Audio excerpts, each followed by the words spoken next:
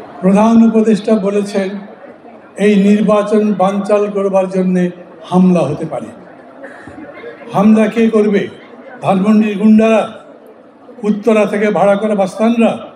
ও তো পুলিশই ঠান্ডা করে দিতে পারে।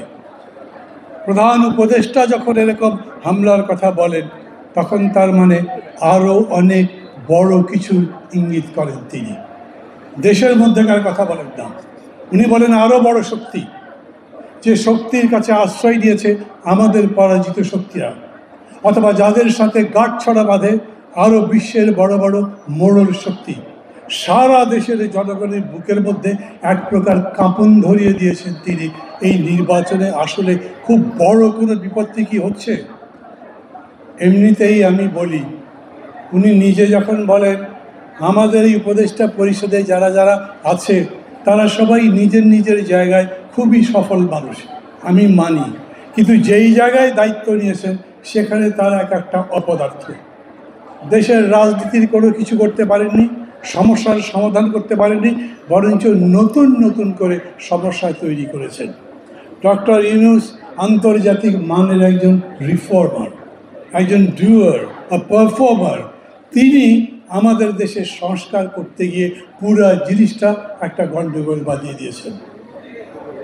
আমাদের মধ্যে বিভিন্ন মত আছে, সেই মতে আমরা যারা যারা মঞ্চে বসে আছি তারা সবাই যে একমত হচ্ছি তাও না। ফখরুল ভাইরা বলেছেন এই এই বিষয়ে আমরা দ্বিমত পোষণ করি, আমরা তাদের মতের সাথে একমত নই। তারা ডিসেনশন দিয়েছেন, তারা বলেছেন যে আমরা যদি জনগণের রায় নিতে পারি তাহলে আমরা যা বলছি তাই করব, আপনারা যেটা বলছেন সেটা হবে না। আমরা মেনেছি, আমরা বলেছি জনগণ যদি আপনাদের রায় দেয় তাহলে তার পক্ষে যাবে। সংস্কার কমিশন মেনেছে, তার মানে সরকার মেনেছে।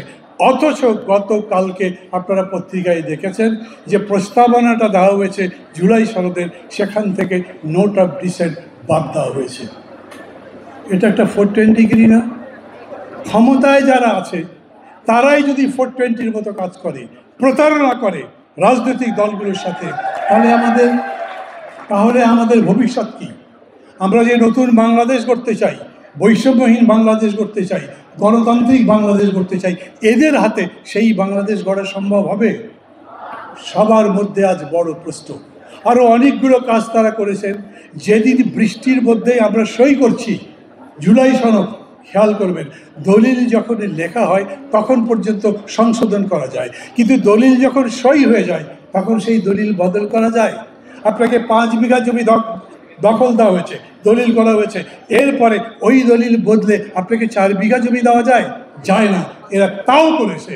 সেই দিন আর্টিকেল 5 চেঞ্জ করেছে। আবার বক্তৃতার মধ্যে বলেছে 31 তারিখ পর্যন্ত মেয়াদ বাড়িয়েছি, আমরা আরও পরিমার্জন সংশোধন করতে পারি।